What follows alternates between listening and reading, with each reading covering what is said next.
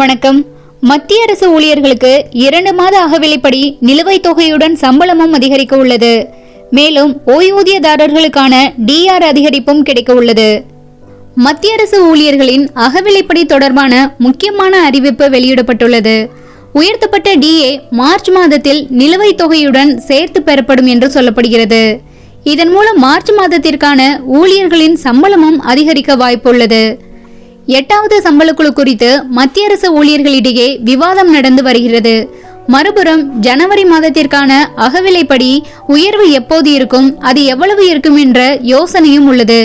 இந்நிலையில் மத்திய அரசு ஊழியர்கள் மற்றும் ஓய்வூதியதாரர்களுக்கு மத்திய அரசு ஒரு நல்ல செய்தியை அறிவித்துள்ளது. அகவிலைப்படி உயர்வு விரைவில் அறிவிக்கப்படும்.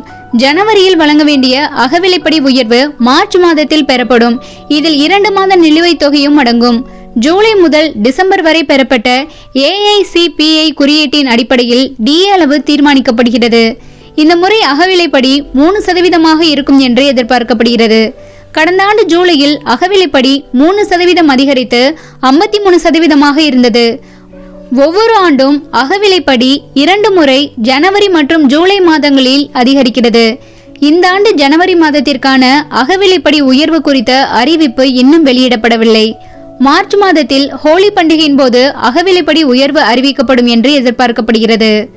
உயர்த்தப்பட்ட அகவிலைப்படி ஜனவரி மற்றும் பிப்ரவரி மாதங்களுக்கான நிலுவைத் தொகை உட்பட மார்ச் மாத சம்பளத்துடன் தரப்படும் என்று சொல்லப்படுகிறது. அகவிலைப்படி உயர்வு குறைந்தபட்ச ஊதியத்தில் தாக்கத்தை ஏற்படுத்துகிறது. தற்போது 53% இருக்கும் அகவிலைப்படி ஜனவரி மாத உயர்வுடன் 56% இருக்கும். தற்போது மாதத்திற்கு ரூபாய் 15,000 அகவிலைப்படி பெற்று வரும் ஒரு ஊழியருக்கு இனி ரூபாய் 15,450 கிடைக்கும்.